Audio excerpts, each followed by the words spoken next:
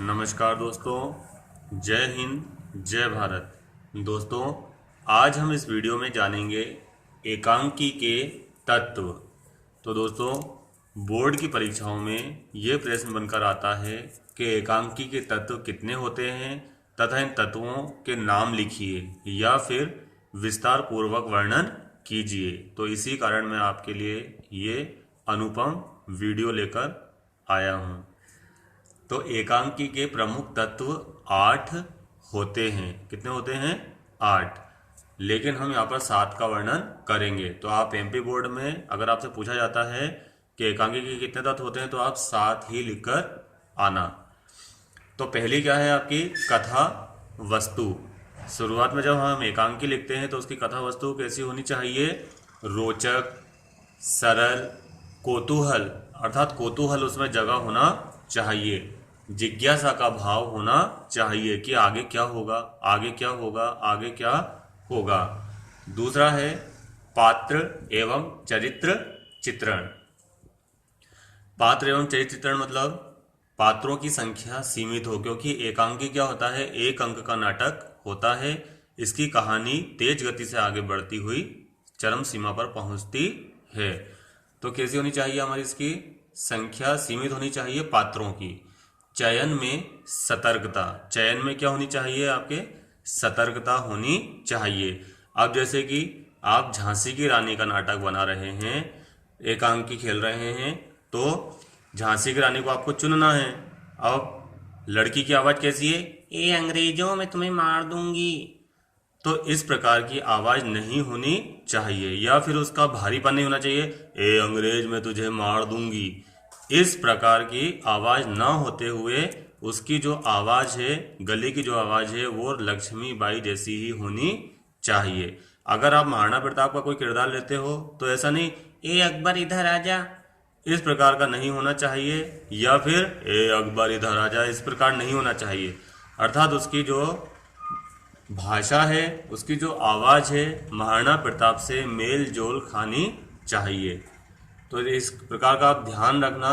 अगर महाराणा प्रताप का आप रोल अदा करने वाले हैं, किसी को लेने वाले हैं, तो आपको हेल्थ हाइट के अनुसार लेना चाहिए। ऐसा नहीं कि आपने बिल्कुल दुबले पतले बच्चे को ले लिया।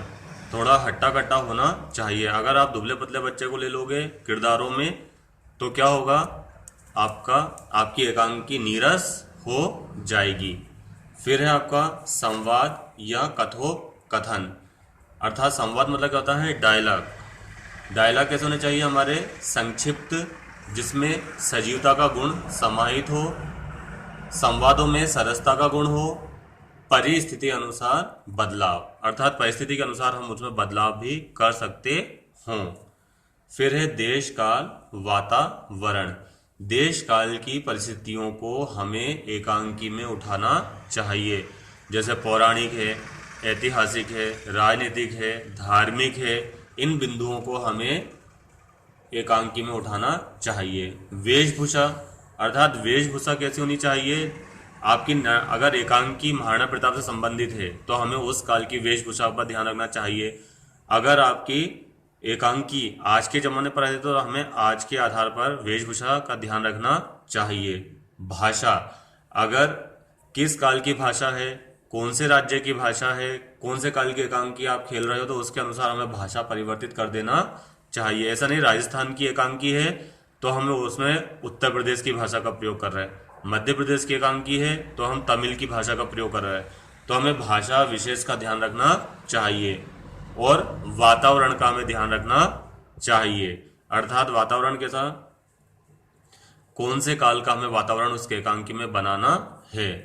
फिर है आपकी पांचवा भाषा शैली। भाषा शैली आपकी ओजपूर्ण होनी चाहिए, सरल, सरस, पात्रानुकूल, अर्थात जो पात्रों के अनुसार ढल जाए, वातावरण के अनुसार ढलने वाली भाषा शैली होनी चाहिए। छठा क्या है आपका? उद्देश्य। एकांकी का प्रमुख उद्देश्य साफ साफ झलकते रहना चाहिए कि आखिर यह एकांकी हमसे क्या कहना चाहती है, इसका उद्देश्य क्या है, क्या शिक्षा हमें देना चाहती है। सातवां है उसकी रंगमंचता एवं अभिनयता का गुण। अभिनेता मतलब जो पात्र भाव भंगिमाओं के द्वारा अभिनय करते हैं। रंगमंच के अनुकूल दृश्य, कलाकार और कुशल अभिनय, जिज्ञासा वृत्ति, सरल व सहज छोटे छोटे संवाद होने चाहिए। अर्थात रंगमंच के अनुसार हमें दृश्य अवलोकित करने चाहिए, कलाकार के द्वारा कुशल अभिनय होना चाहिए, ऐसा नहीं कि ऊट पटांग अभिनय हो रहा हो।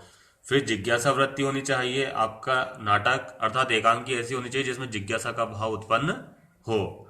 तो धन्यवाद दोस्तों, उम्मीद है आज आपको एकांकी के तत्व तथा उनका विस्तार आसानी से समझ में आ गया होगा।